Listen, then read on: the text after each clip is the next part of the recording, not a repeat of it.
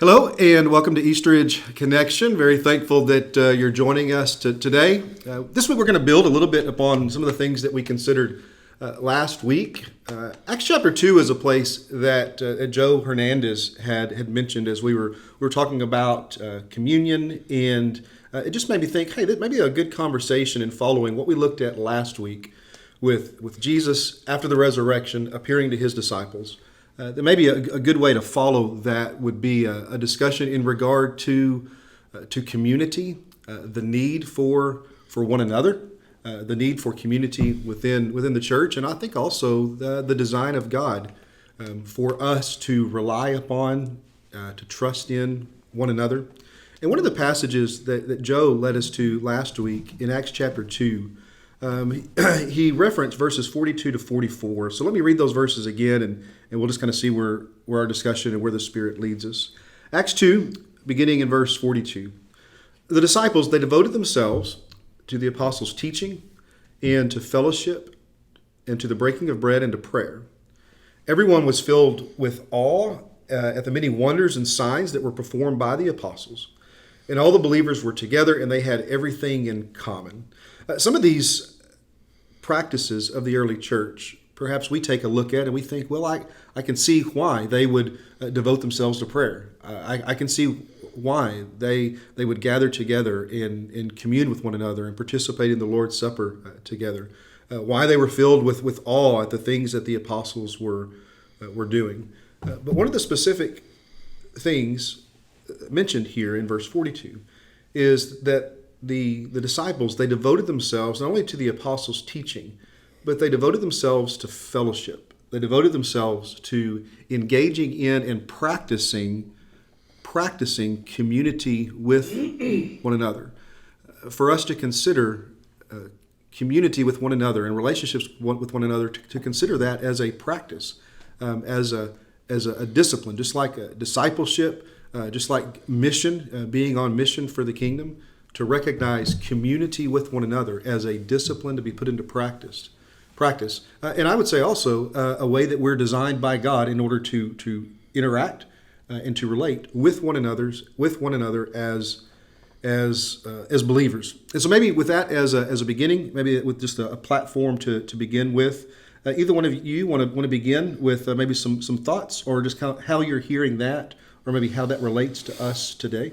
Yeah, I love that idea of community as spiritual discipline, as something that's higher than just. Sometimes we think of community and fellowship as it's just fun time, and it's not necessarily something you have to work at. But I think you absolutely do have to work at it. You have to be intentional about it. If I was to I could make a joke about being a youth minister, and if you've ever done like a lock-in, you know that there's some discipline and wanting to do that. But in reality, there are people that we just don't get along with. We see differently on some opinions that are important to us, and sometimes that does make fellowship feel like a little bit of a discipline, something we have to work at because we don't always agree on things. But it's so important that we remember the important things that we do agree on, and therefore come together on those terms. So in talking about sense of community right now, obviously it is a very weird moment in our history. It's a very weird moment in our culture. And one of the things that really stands out to me is, therapeutically speaking, when I'm working to change family norms, the most difficult phase of that process to implement is there needs to be kind of a reset button. Clinically, we call it an extinction period, where some of those old behaviors go away and new behaviors have an opportunity to take root. Breaking habits is hard. Extinction period. Okay. An extinction period, which means exactly what it sounds like. It means the behavior we're trying to change is forced hiatus. I'll give you an example of when I'm working with a teenager or a family on digital addiction.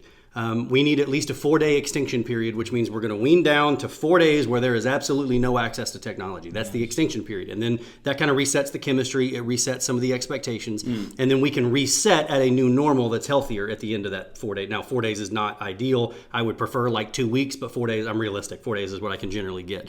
But culturally, trying to change family habits. So, and we're talking about community, and you talk about it as a discipline. One of the things that's going to be required is we're going to have to actually make substantial change, right, which means we're going to have to change maybe family habits, maybe family norms that have been in place for years. If you haven't been making your spiritual community, your faith community, a high priority, or if this section in Acts that's beautiful, and there's some stuff in here that I really want to go back to in terms of how we tend to each other. But if we're going to make those changes, the extinction period, the disruption period, where we take the old patterns and reset them into new patterns, would, in a normal circumstance, be hard to come by. It's amazing to me how powerful this cultural reset button can be, because your family norms are different. Your family norms are different. My family norms are different. You guys, you have a new baby. What you guys do in these first couple of months with a new baby are going to become very normal. If you, for example, if you're offering help during those late night feedings and stuff, and it's going to be a part of the norm, it's going to be part of the expectation, and it's going to be easy to continue. If you don't, that's going to be true as well. I try to do as little as possible. Of course. In the beginning. I mean, no set a low bar, right? Set a low bar. You're going to be meeting with Ryan for another reason. Well, Jennifer is. I'm not sure he's going to be there. But yeah, I like the idea of looking at this moment as a cultural reset button that allows us to put new norms in place. And one of the things that I really want to encourage families to think about is, when you're coming out of this, what do you want it to look like? It has to be intentional. That extinction period I talked about, I don't send families back after the extinction period and just say, well, try to do better. It's a plan. We've thought out, what do we want it to look like? And so with that in mind, I'm curious to hear from you guys. What do you think, if we have a reset button right now, and the goal is we're hoping for our families to come out and engage in a spiritual community in a more effective way or in a more meaningful way. What does that look like? What kind of questions can they be going through? What type of conversations can they be having at home now, with the idea being that when we're out of this, we want to be in a better place? I look to all those one another passages in the Bible, especially in the book of Acts. You've got the disciples who, they love one another, they support one another, they encourage one another, they challenge one another. You've got these followers of Jesus in the early church who are trying to figure out what it looks like to be church, and how they go about being church is in community with one another. And maybe sometimes we kind of lose track or lose sight of when Paul writes to these Roman believers. We envision maybe this this large audience. I don't know how many people was Paul writing to in the largest letter that we have from his pen in Scripture. I mean, how many Christians were there in Rome? I don't know, 50. We kind of have this like mega church maybe view of things, right. But to recognize that community and being a part of one another's lives was at the core of their identity as Christians.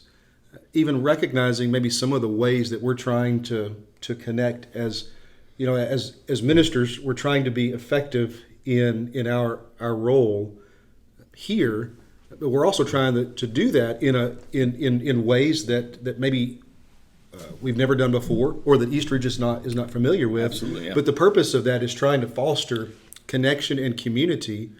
And the goal of which, back to your point, the goal of which is, once we come out on the other side of this, how has this benefited our relationship with God, and how has this benefited our relationship with one another? Yeah. Yeah. What is the importance we're putting on this idea of meeting together? Is that something that we're gonna? I mean, if we're going through an extension period where things are resetting, I was just thinking about our small group, because we had a Zoom session just Monday night, and we hadn't met together at all through all of this, and in some ways, that frightened me a little bit, because we hadn't, sure, we've texted each other and things, but there was never this idea of, hey, everyone's doing Zoom chats, maybe we should get back together as a small group. We kind of pretty easily fit all this rhythm of, we're going to meet, every other week and see each other. And it's good to be intentional about, we're still this is still going to be important once we come out on the other side of this. And I think a lot that's what we're trying to do. We're trying to put this sort of emphasis on community is still important even when all this is going on. And these are the things that we're trying to accomplish during all this craziness. I think I was going somewhere else with that, but now I don't know where. It was apparently someplace. It was someplace really good. It was a good place. We just never got there. Well, my hope is too. All right, so I want to talk from a generational perspective, because obviously, Alan, you're a millennial. You're a Gen Xer, Yes. and as we've debated vociferously in our I am not either one of those two things. I consider myself a Zennial, which means we should be seated. We should switch places. It was like a 3-month period. It was like a 3-month window, and it was 1979. It was the end of 1979, and I was born in October of 79. So I'm kind of weirdly in between. So like I'm just as apathetic to the world as you are, which is what Gen X would be. But also I know how to tweet. So like that's the line. There you that's go. the There you line. go. That's all we do. Yes.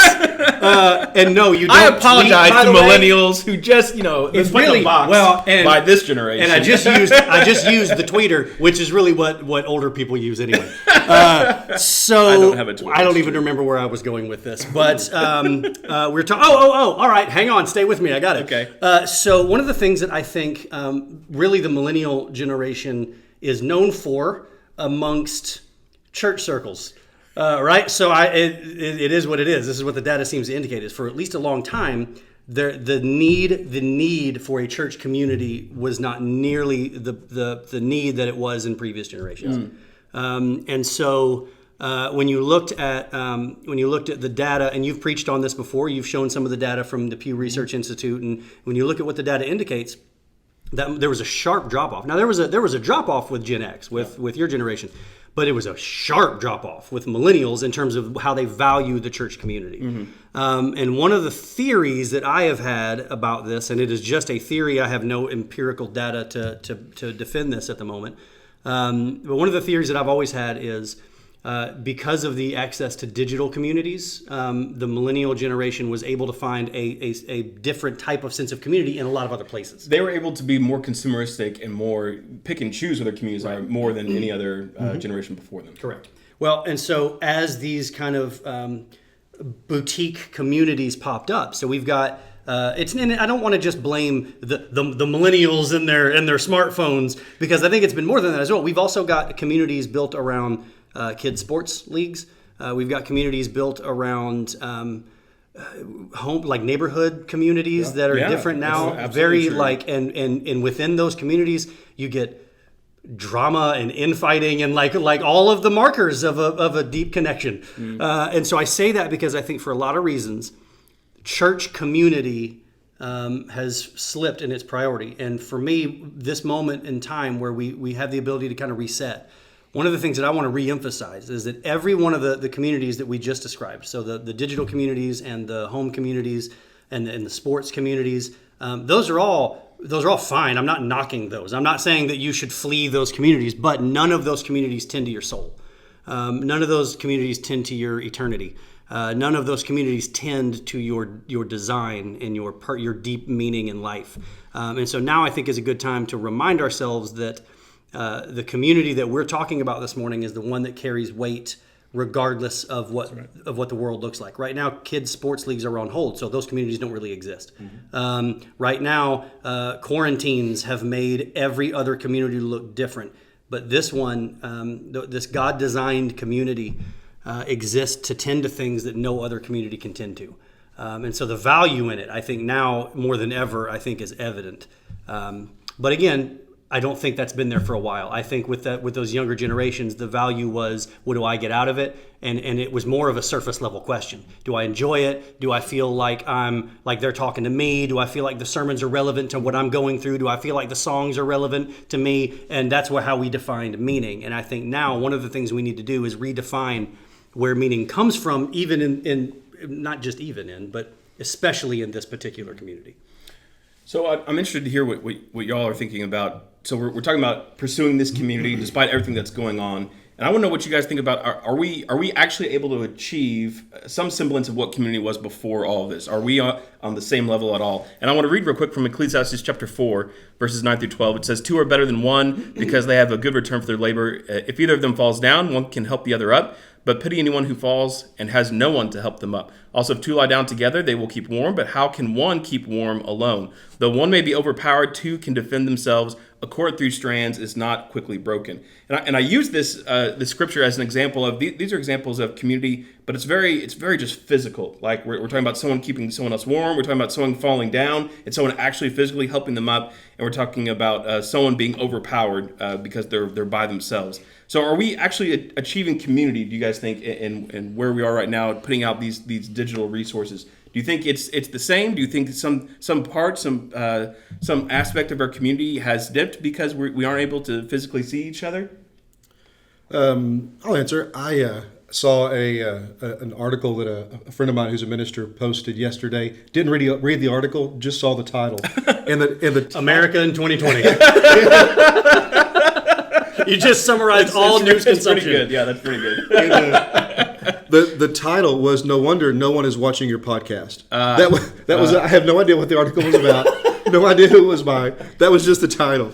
But I think it's healthy for us even to recognize, even in a podcast format, in thinking about some of the ways that we, and I'm grateful today to have you two guys, but just thinking about some of the content, whether it's with kids and with Miss Blue, or whether it's the chapel class, or whether it's a drive-in venue with college age or single or youth, and just thinking about all of these different things, these different avenues that we're.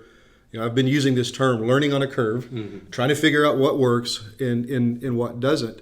I think there's some value in just trying to see what works, encouraging feedback, encouraging opportunity for buy-in.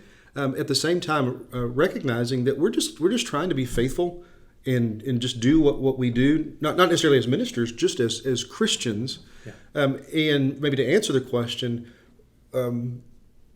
for us to recognize that God's doing some kingdom things in and through all of this for all of us. Yes. In order to be able to bring about something fantastic that we have no clue in regard to what this is going to look like further down the line. In thinking about maybe an iGen or a millennial or that greatest group of Gen X perspective.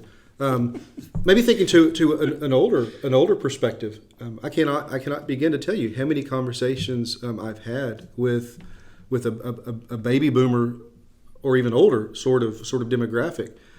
Initially, in regard to I'm trying to figure out. I want to be able to. I want to be able to plug in and connect on Sunday morning. Yeah. Or even the podcast. Okay, I know you guys are doing a podcast. How can I go about connecting to that? If you notice on that Friday email, I've been trying to put just direct links. Yes. Right. Here's how you go to these different venues, to these different avenues of connection, and specifically from maybe a generation where. For my entire life, I'm going to pick one person. I'm not going to tell you their name.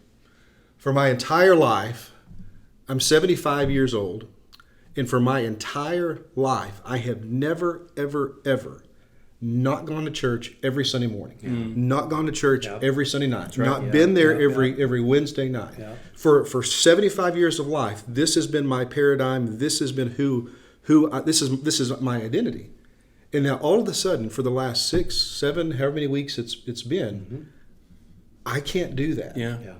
And so, I think a part of this learning curve for all of us is to recognize that who we are and what we're about, it transcends all of that. It transcends that Sunday morning experience. I had this moment last Sunday where I look out and I'm like, this.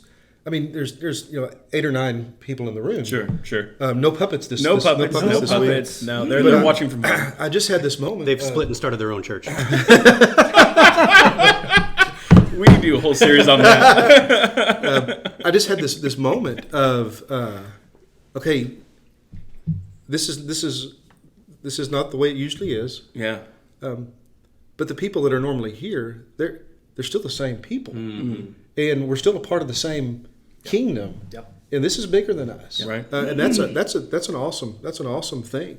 And in thinking about how we are think I've said this before, maybe even on one of our earlier podcasts. We are designed by God to exist in community with each other, not just with God, but with each other. The concept of a Christian existing on an island by themselves without a community of faith and without support is not a biblical concept. God has designed us to exist in community, just like God exists in community with Himself, Father, Son, Spirit. So you're talking about this Sunday morning live stream, and something that has been one of my favorite parts of the week now. And I give my wife the credit for this, because this was her idea, and it wasn't, I don't think, an idea that she sat on trying to think, how can we connect? I think she just really missed it. I think she really missed people on Sunday morning. And so what we started to do was, before the live stream, in the window of time, now this is going to sound really weird and specific, but in the window of time where we would have been walking the halls seeing people, we started randomly calling some of those people that we would have seen just to say good morning and say that we've missed you. And only 3, 4, 5 calls a Sunday morning, but I cannot tell you how meaningful those calls have been. To create that sense of community, that sense of connectedness. And it's been really neat to hear, oh yeah, we're just about to watch the live stream, because it kind of gives that feeling, like you said, that we're not in this building, but we're in this together. That we may not be physically together, but man, we're absolutely mentally together, we're spiritually together, we are emotionally together. And that's been really neat to see. I will also tell you, you mentioned some of the digital things that we've been trying to do. On one hand, I've gotten some emails. The emails that I've gotten about the digital stuff that we're pushing out, the emails that I've gotten the most response from are generally the ones that aren't us. It's not us giving content. It's the ones where it's the community. It's the community all together. So, the 24 hours of prayer video and the Easter egg just saying hi to each other video. Yep. And what's funny is the response I'm getting overwhelmingly is from that demographic that you just described, the one that they're still trying to figure out YouTube. And they're still really trying hard. Well, you did say they emailed you. They didn't text you. They did not text. No, they emailed, and they responded to the CCB email, because that's how they're accessing it. That's good. And it makes me really happy to see. And the words are, it was so nice to see everybody. I felt so connected. I got one from a person in that same age demographic that you just described that I've got saved in my email, because it was, I saved this. I think I saved this on my computer because I want to watch it all the time. Because it created a sense of togetherness. Because again, when things get dark, and when we're not in front of each other's face, there can be a tendency to feel like we really are disconnected.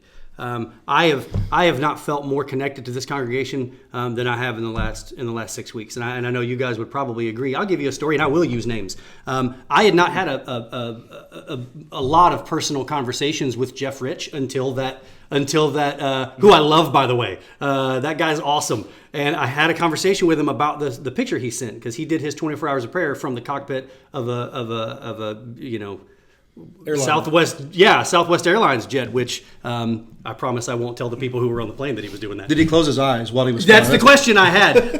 But because of that picture, I emailed him back and I was like, "Hey, that was awesome. Yeah. That was really meaningful to me," and it kind of started a conversation with him, and it's been really neat to make some connections in a moment where connections are kind of hard to come by. I agree in the way that there are some aspects of the community I just mentioned. Are there some aspects of community that are not as good as they were because we're not in a physical sense? But I think you're absolutely right. There are parts of community that have been enhanced because of all this. There are parts of community that we were thinking about people where it used to be we could see someone at church and assume, oh, they're okay. I've seen that church across the hall. I don't even need to talk to them. Now we're not even getting that. Yeah. So now I feel like there's a lot more intentional sort of reaching out of, are you okay? And the cards that we've received have been so encouraging. Yeah. And everything that's going on social media, and even things that aren't coming from us, they're not coming from the ministry team, they're coming from the community, are just been so encouraging. Yeah, it has been. And to hear, we've gotten Bob and Kay Carroll reach out all the time, and actually swung by the house. We broke quarantine to have a conversation with Bob and Kay Carroll. Please don't report us. Well, that's what I'm saying. It's this. And you know what was funny about that? So they came by the house, and then in the midst of our conversation, somebody else came by. Rosie Cox came by the house, and so we had this. It was neat to have this sense of, and we haven't had that previously. And in the 6 weeks of us not being able to see each other, I feel like we have been able to build some relationships that I don't know in the normal groove of things That's right. may not have been fostered. And That's so it's right. been really, really neat. We are, as Christians, followers of Jesus, and in placing ourselves in a first century sort of context, recognizing that those earliest followers of Jesus, they did just this, not necessarily this, Right. but to figure out how do we go about being a community of faith. How do we go about living life alongside of one another within the context of the world that we find ourselves, which I guess in the grand scheme of things is what Christians have. It's what Christians have always done. How do I go about being faithful to this calling to follow Christ within whatever given context, whatever given circumstance or situation that I find myself in? Even the 12 apostles, when Jesus calls them, he calls them all 12 at the same time. That has never made any sense to me. And yet if we kind of take a step back and recognize with as diverse as that group was, and the different backgrounds that they came from, the different ends of the political spectrum that they found themselves on, or societal spectrum or socioeconomic spectrum, looking at all the diversity within those 12 men that Jesus called to follow him, he called them to follow him together. And maybe within that, we begin to see an image of community for us. Somehow I cannot be the Christian that I'm called by God to be without you guys, or without you guys. Yeah. Somehow I cannot be fully the Christian that God calls me to be without community. And so much of our faith is individual, and it should be. So much of our faith is about the discipline of making choices to be a disciple of Jesus. Discipline, disciple, right? Same root word. At the same time, community is a discipline to be engaged in and to be practiced. And it's also contrary to our nature, our created nature by God, if we're not engaging in community in the avenues and the ways that God's provided for us. Either one of you, final thoughts? Well, okay, there's one element of community that we didn't touch on that I wanted to be sure that we have said. We're in Acts 2, and there's a verse that I want to really make sure that we've said out loud, because I think it's really applicable to where we are. I'm reading in verse 46. And day by day, attending the temple together and breaking bread in their homes, they received their food with glad and generous hearts. They received their food with glad and generous hearts. The early church took care of each other. And when people had food, they shared that food with people who didn't have food, and they received that food with glad and generous hearts. We have people in this congregation who are in a position to help people who need it. But we have a lot of people who have need in this congregation who are reluctant to ask. Verse 46, they received their food with glad and generous hearts. If you are struggling financially, look, we have not really touched on the where we are economically right now, but we know it's gotten exponentially worse. There's a lot of optimism and positivity. If you listen to Greg Abbott and kind of what the plan is for Texas, a lot of optimism there. But that optimism doesn't change the fact that some of you haven't worked in a couple of weeks. The early church took care of itself, and the early church tended to each other. And it's something that I don't want us to lose here. We are not only able to do that here, we're very willing to do that. We have the means to provide for some of those base level resources if you may be in need. And we have people who want to bless you in that way. Please take a look at verse 46 and recognize that they received their food with glad and generous hearts. Please receive the support of your church family with glad and generous hearts. There's no judgment here. We have said this a couple of different moments. I'm going to continue to say it. Those of you who are out of work right now are not out of work because you made risky decisions, and you're not out of work because you chose to stop showing up and so you got fired. Those of you who are out of work right now are out of work because of something that is completely and entirely out of your hands. And so please be willing to ask for the support and the help of your church community, not publicly. Email one of us individually. All of our information is on the website. Email one of our elders and just let us know what's going on and how we can help. We would be honored to do that. That is something that Community is meant to drive us forward spiritually and faithfully, but it's also meant to provide a comfort and a safety net when necessary. And I really, really would like to emphasize the need to be willing to ask and then to receive those blessings with gladness. I'm glad we didn't walk out of here without you putting that forward. I like it whenever Ryan, the minister, and Ryan, the counselor, They converge. Yeah, that's it. converge together. It's powerful. It's morphin' time. Alan? I did see a verse in Psalm 133:1, and I just want to read it. I don't know if I have any deep spiritual thoughts to end on, but it says, "How good and pleasant it is when God's people live together in unity." And for some, it may seem like can't wait till I get there, but I'm feeling that right now. It is good and pleasant right now that we are dwelling together in unity. So while I am looking forward to that physical hug and getting to see people, that's going to be a great moment. This is a good time right now that we get to be a community of God. Yeah, and I even think that idea of the embrace, and I know a number have said that. I'm waiting for that day. We kind of tend to think that maybe there might be this switch that's flipped, and all of a sudden one day we're going to be able to do that. Yeah. At the same time, that might not quite look like that. It may be a little more longer of a process than maybe we would even envision. I was thinking about how Jesus on the night before the cross, as he's praying for himself, as he's praying for his disciples then, and as he prays for us, one of the final things he prays is for unity. That he even he's acknowledging to God that the world is going to know that they belong to me and that I belong to you. The world's going to know by their love and by their unity, by their oneness. Sometimes we make the mistake of saying that's all about theology. That we're one when we're on the same page in every way. Very good. In our theology, in our understanding, or in our practice.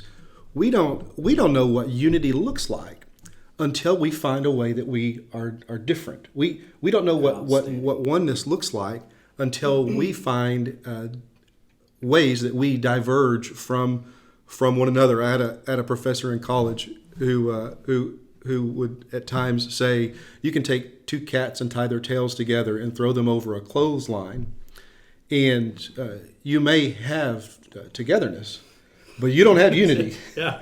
And I think about Christians, and I think about, it's cats. And so I was going to say, knowing you, have you tried that? It doesn't bother me. We don't know if we're one or not. We don't know if we're united or not until we find ways that we're different. Yep. That's the unity that Jesus is praying for on the night before the cross. And I want to, as a preacher, as a minister, as a guy who's invested in schools and study and stuff like that, I want to say no. They're going to know we're Christians by our theology. I think that's Jesus is like, come on. That would have made that song way worse. It would. No, we are Christians by our theology. You didn't see that coming, did you? No, I didn't. But I perfectly set it up for you. Exactly. Well, that's it. You tee it up, we'll knock it out. I just open the door, you walk through. That's exactly right. They'll know we're Christians by our love, and if we're keeping in step, especially with John 17, by our love and by our oneness, and our oneness is in Christ. The one who is in us, the one who unites us, is greater than anything that can divide us. And yet we've got to lean into that constantly, and we see that lived out when it's lived out in community. All right, very good. I am so grateful for the two of you. Grateful for this time together today. Thankful that you would join us, and I'm going to just encourage you to keep doing what you're doing. And we're going to keep connecting weekly, and just putting these avenues of connection out there, and recognizing that we're just giving this over to God, and whatever God does with it, we are perfectly content for Him to do with it. I'm going to close with the word of prayer.